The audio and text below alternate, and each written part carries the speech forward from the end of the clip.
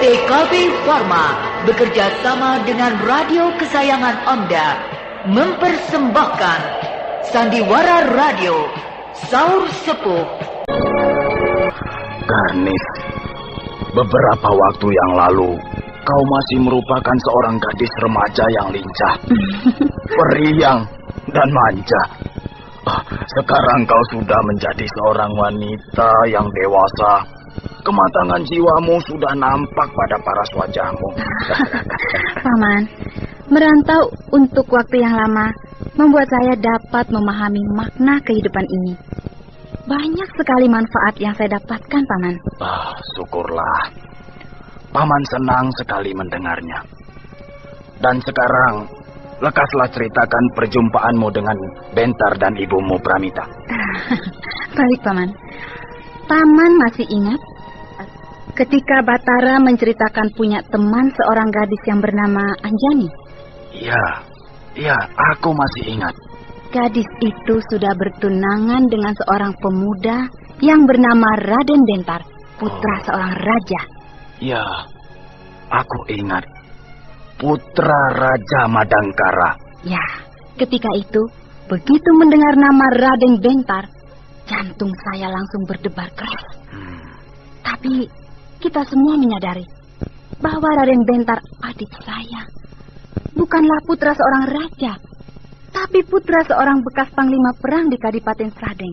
Benar. Ternyata perasaan saya benar, bahwa Raden Bentar, putra Raja Madangkara itu, sesungguhnya adalah Raden Bentar adik kandung saya, Paman. Oh, benarkah begitu? Ya. Bagaimana jalannya? Ayahmu Panglima Rahasbistara sudah meninggal. Bagaimana mungkin jadi Raja Madangkara? Adalah terlalu mustahil. Sama sekali tidak masuk akal. Begini, Paman, kisahnya terlalu panjang. Lelap sekali dia tidur. Mungkin kecapean. Malam ini aku tidak bisa tidur. Sedikit pun aku tidak merasa mengantuk.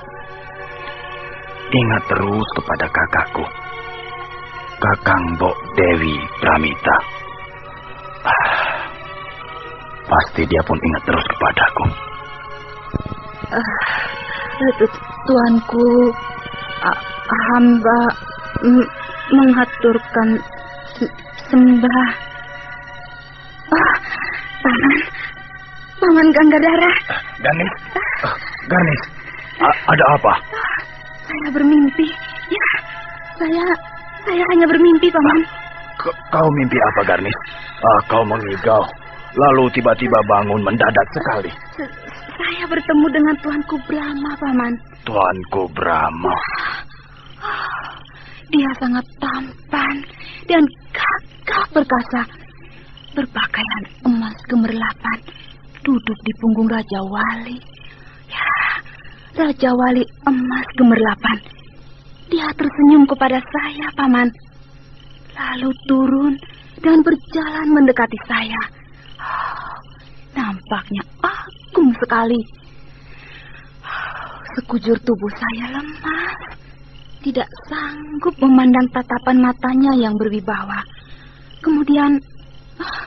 Kemudian saya terbangun, Paman. Ketika kau tiba di Madangkara, Tuanku Brahma sudah lama meninggal. Ya, benar, Paman. Berarti sekalipun kau belum pernah melihat wajahnya, bukan? Ya, benar, Paman.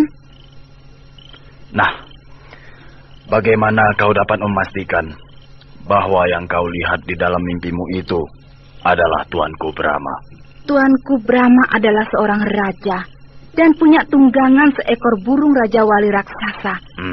Bentuk tubuhnya, sinar matanya, parasnya yang tampan, sama persis dengan apa yang diceritakan oleh Bentar kepada saya. Sehingga saya yakin benar bahwa yang saya lihat di dalam mimpi adalah benar Tuanku Brahma. Sungguh ajaib. Orang yang sudah meninggal bisa hadir kembali di dalam mimpi. Dan dia datang kepadamu. yang boleh dikatakan tidak ada ikatan darah dengannya. Iya, Paman, apa maknanya? Orang yang sudah meninggal hadir di dalam mimpi. Brahma tidak pernah meninggal.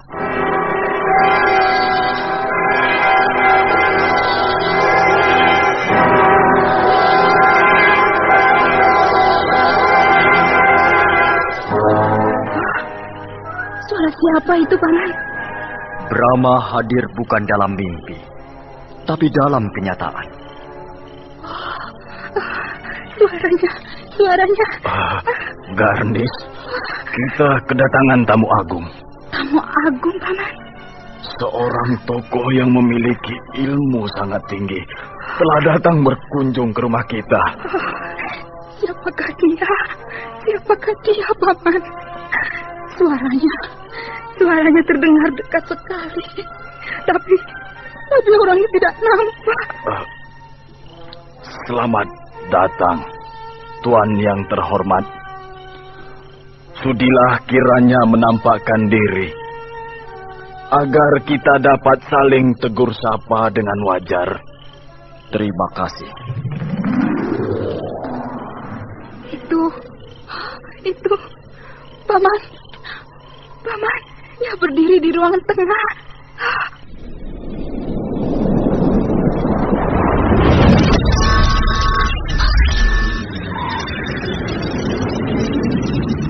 Berdiri di ruangan tengah. Seorang pria yang amat gagah, nampak berwibawa. Paman, dialah yang nampak dalam mimpi. Meskipun sekarang berpakaian sederhana, tapi tetap tampak agung. Selamat datang di rumah kami yang terlalu sederhana ini, Tuan. Maafkan saya bila kedatangan saya membuat kegaduhan dan kegelisahan. Benarkah Tuan Brahma? Benar. Aku Brahma, Raja Kerajaan Madangkara. Bukankah sudah wafat? Yang wafat adalah Brahma ciptaan. Brahma ciptaan? Iya. Aku bisa menciptakan Brahma tidak hanya satu. Berlipat-lipat ganda aku pun sanggup.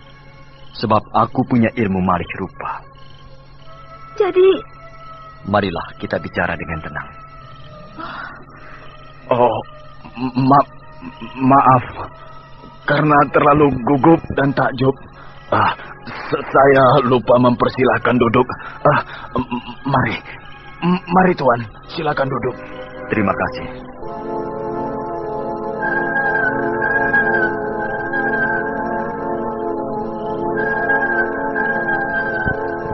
Jadi yang dibakar dan abu jenazah yang disimpan di dalam gua pantai selatan adalah Brahma ciptaan. Sedangkan Tuanku Brahma yang asli tetap hidup sampai sekarang. Yang berada di hadapan saya ini? Benar. Tapi bisakah kau tidak menyebutku Tuanku Brahma? Mengapa, Tuan? Sebab aku adalah ayahmu. Hah? Ayahku? Ibumu Dewi Pramita adalah istriku. Dan adikmu Bentar, anakku. Jadi kau juga anakku. Terima kasih, Tuanku. Ayahanda Brahma. Nah, bagus. Begitulah seharusnya kau memanggil aku. Mengapa Ayahanda berbuat begitu, Ayah? Aku ingin melakukan uji coba. Uji coba? Selama ini Kerajaan Madangkara merupakan sebuah kerajaan yang amat mulus. Hampir tidak ada cacat.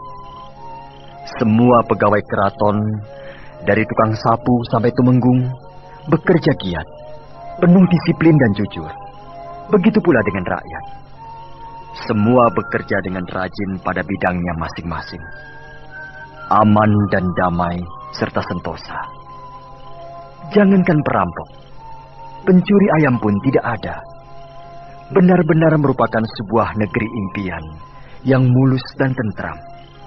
Nah, Itu semua sungguh-sungguh tidak masuk akal. Itu adalah berkat keahlian tuanku di dalam mengatur kerajaan. Sehingga semuanya berjalan dengan sempurna, tanpa cacat. Saudara Gangadhara, saya adalah manusia biasa yang banyak kekurangannya. Dan itu saya tahu benar. Juga saya yakin, para bawahan saya juga mengetahuinya. Tapi seolah-olah tidak dihiraukan. Inilah yang paling aneh. Tuanku terlalu dikjaya, sehingga semuanya takut. Tidak berani berbuat macam-macam terhadap tuanku. Nah, inilah yang aku tidak mau. Aku tidak mau mereka patuh karena takut. Maka aku harus mengambil jalan pintas, yaitu pura-pura meninggal. Kedengarannya sangat lucu, seperti badut murahan. Tapi apa boleh buat, semua itu demi kebaikan masa depan Madangkara. Nah, ternyata dugaanku adalah benar. Bahwa Madangkara sama saja dengan kerajaan-kerajaan lain, banyak cacatnya. Terbukti, setelah aku meninggal, muncullah bermacam-macam masalah. Bahkan lebih gawat dari yang aku duga, yang telah disaksikan oleh Garni sendiri, yaitu perang saudara. Ya. Lalu, setelah Ayahanda Brahma mengetahui semuanya itu, bagaimanakah rencana selanjutnya? Aku akan kembali ke Madangkara. Oh, alangkah bahagianya. Tentulah Madangkara akan kembali sempurna seperti sedia kala.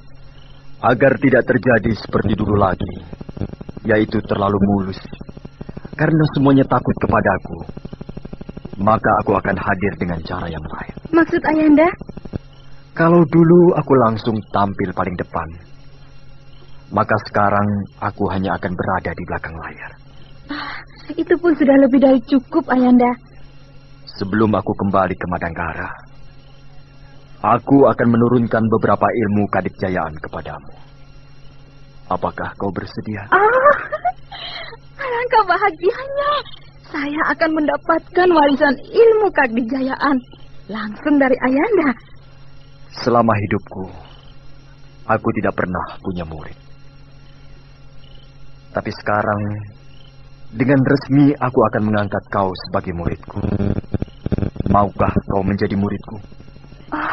Ayahanda Brahma, terimalah sembah sujud saya. Saya akan mengabdi sepenuh jiwa raga saya. Terima kasih, Garnis. Apa saja yang telah kau kuasai? Silat tangan kosong, penggunaan golok dan pedang, keduanya saya dapatkan dari Paman Gangadhara. Ilmu menyelam dan ilmu napas bebek juga dari Paman Gangadhara. Ilmu lempar bintang besi dari Nenek Bintang, dan jurus selendang kobra dari si mata hantu. Banyak sekali. Pantas kau masih muda sudah setara dengan pendekar kelas atas. Hebat dan mengerikan. Bila dibandingkan dengan Ayahanda Brahma, saya tidak apa-apanya. Cobalah semua ilmu yang kau miliki diperagakan. Aku ingin melihatnya. Baik, Ayahanda.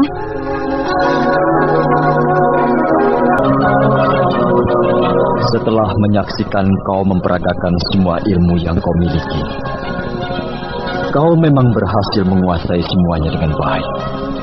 Tapi hanya sebatas baik, tidak sempurna. Benar, Ayahanda. Hal itu saya akui. Setiap kali saya berlatih meningkatkan penguasaan agar menjadi sempurna, selalu gagal. Apa sebabnya, Ayahanda? Karena kau belum mencapai kematangan jiwa. Kematangan jiwa?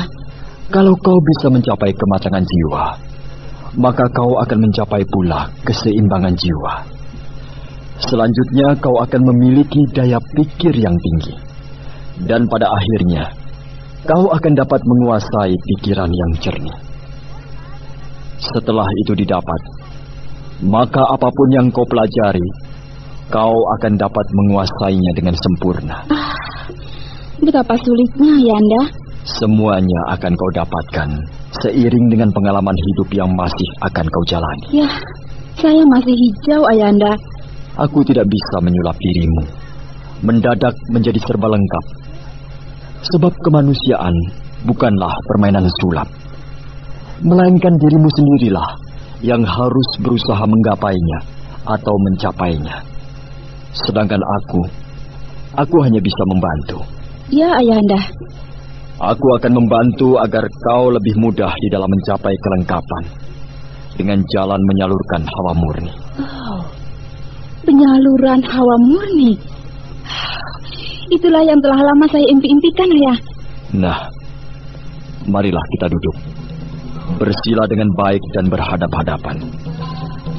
Baik, Ayahanda. Angkat kedua tanganmu lurus ke depan. Tempelkan kedua telapak tanganmu kepada telapak tanganku. Baik, Ayahanda. Pejamkan matamu. Pusatkan pikiran dan perasaan. Baik, Ayahanda. Mari kita mulai.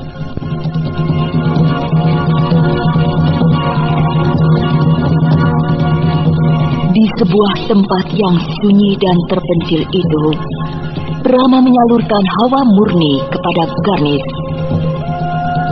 Perlahan-lahan, Garnis merasakan hawa yang hangat mengalir melalui kedua telapak tangannya yang menempel pada telapak tangan Brahma. Semakin lama, hawa yang hangat itu menjadi panas dan semakin panas. Tubuh Garnis bergetar hebat, menahan hawa yang sangat panas merasuki sekujur tubuhnya.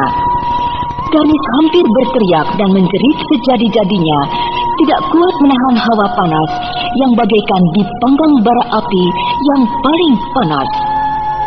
Tetapi Garnis sudah bertekad, lebih baik mati daripada gagal dalam menyerap hawa murni.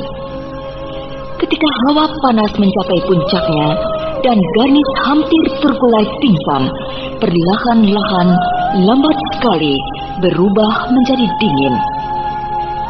Garnis mulai merasakan hawa sejuk merasuki sekujur tubuhnya.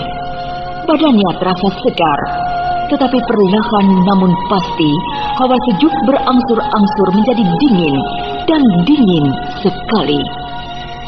Dingin yang lebih dingin, Garnis merasakan seolah-olah tubuhnya dibalut gumpalan es.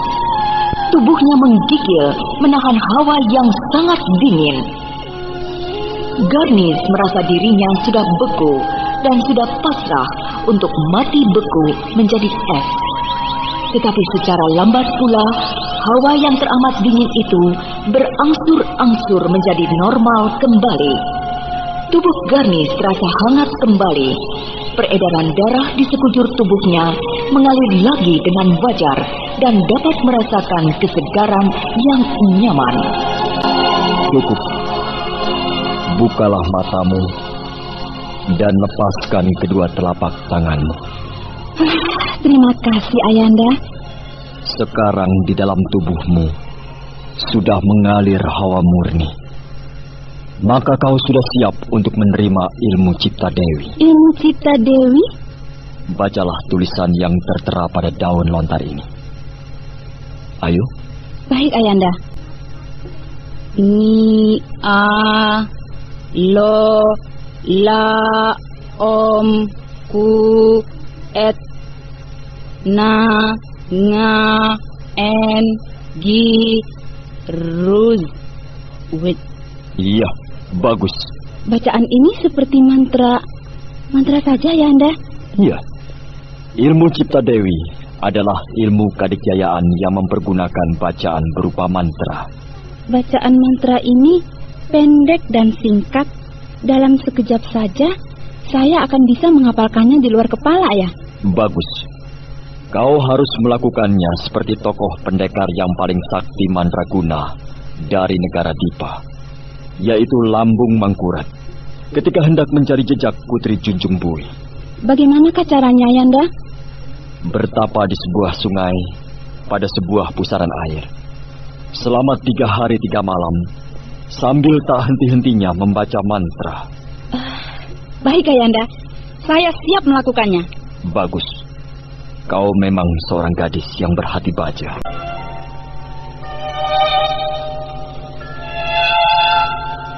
Tuanku Brahma. Saudara Ganggadara. Tuanku Brahma. Saudara Senopati Arya Widura. Kami sengaja datang ke sini untuk menemani tuanku yang sedang menjaga Garnis yang melakukan tapa. Terima kasih, Saudara Senopati. Saya juga membawa satu regu prajurit Keraton Blambangan untuk ikut serta menjaga keselamatan Garnis bila ada hambatan atau hal-hal yang tidak diinginkan.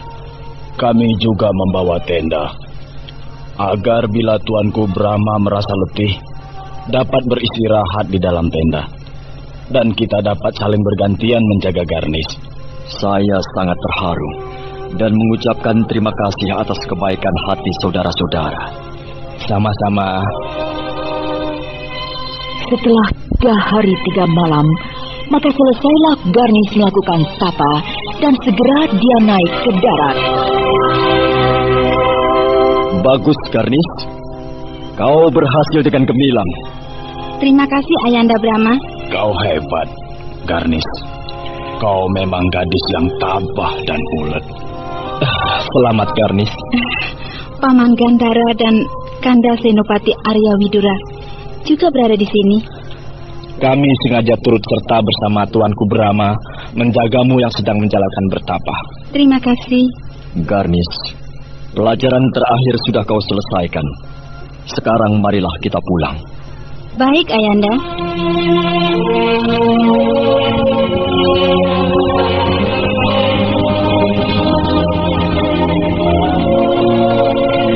Nah, Saudara Ganggadara dan kau Garnis, kalian berdua berada di Blambangan ini disebabkan oleh perang yang membuat kalian berdua terpisah dengan Pramita dan Bentar. Sekarang kalian berdua sudah tahu bahwa Pramita dan Bentar yang sekian puluh tahun kalian cari berada di Madangkara.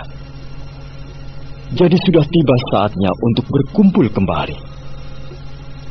Pramita adalah istriku, dan saudara Ganggadara adalah adik kandung Pramita. Maka saudara adalah adik ipar saya. Maka saya sebagai saudara ipar mengajak saudara Ganggadara untuk berkumpul di Madangkara. Saya tidak bisa memungkiri kata hati saya yang memang sudah amat rindu ingin berkumpul dengan kakak kandung saya, Dewi Pramita. Maka ajakan tuanku Brahma saya sambut dengan gembira. Terima kasih saudara Ganggadara. Dan kau Garnis, kau juga harus berkumpul dengan adikmu Bentar.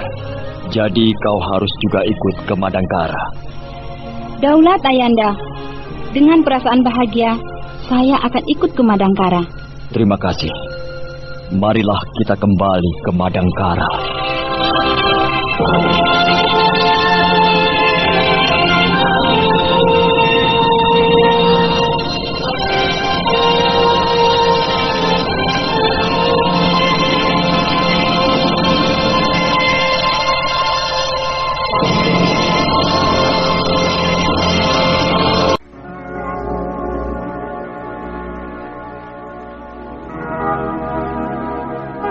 Nah, kita sudah keluar dari wilayah Blambangan. Jadi aku sudah bisa melepas kalian. Maksud Ayahanda Brahma? Aku tidak boleh memperlihatkan diri lagi di Madangkara. Oh, mengapa begitu Ayahanda? Bukankah Ayahanda berpura-pura meninggal dengan maksud menjaga Madangkara? Benar. Tapi bukan berarti harus selalu hadir setiap saat, bukan? Ya, saya mengerti. Nah, rahasia ini hendaknya tetap menjadi rahasia. Hanya kau dan saudara Ganggadara yang tahu. Daulah tuanku, hamba akan menjaga rahasia ini dengan taruhan jiwa saya. Terima kasih saudara Ganggadara. Saya pun demikian Ayahanda. Aku percaya kepadamu Garnis. Dan perlu kau ketahui bahwa sebenarnya Mantili juga tidak meninggal, tapi tetap hidup seperti aku. Benarkah Ayahanda? Iya. Aku menciptakan ilmu malih rupa untuk Mantili dan berhasil. Jadi yang diperabukan dan abu jenazah Mantili yang disimpan di gua pantai selatan itu adalah abu jenazah Mantili Mamalihan. Sedangkan yang aslinya berada di Tegal Siawat-awat. Oh, Tegal Siawat-awat. Di manakah itu Ayahanda Brahma? Di Gunung Gede. Di Gunung Gede? Iya. Di sanalah Mantili menyucikan diri. Iya. Meskipun sepak terjang Mantili malang melintang menumpas Durjana Angkara Murka dengan tujuan yang suci, yakni menegakkan keadilan dan kebenaran. Namun tetap saja berlumur dosa. Sebab tidak jarang dia harus membunuh. Membunuh sesama manusia. Itulah makanya, di saat usianya yang sudah lanjut, Mantili bermaksud membersihkan diri. Mohon ampun kepada Yang Maha Kuasa atas segala dosa-dosanya yang dia perbuat semasa menjadi pendekar Ratu Pedang dengan julukannya yang menggegerkan rimba persilatan, yaitu si Pedang Setan. Betapa saya ingin berjumpa dengan Bibi Mantili. Tentulah amat menyenangkan dapat bertatap muka dengan si Pedang Setan yang pernah menggemparkan rimba persilatan. Bila kau mempunyai waktu luang yang banyak, kau boleh berkunjung di Tegal Siawat-awat, tempat Mantili bertapa membersihkan diri. Daulat Ayahanda, dengan senang hati. Nah, segera aku memisahkan diri. Daulat Ayahanda. Selamat jalan, Tuanku Brahma. Kalian lihat di bawah sana. Seorang penunggang kuda berpacu amat kencang mendaki lereng bukit ini menuju ke sini. Oh, Widura. Kau benar, Garnis. Orang itu Widura. Dia menyusul kita, sebab tentu saja dia tidak akan membiarkan kau hijrah sendirian ke Madangkara.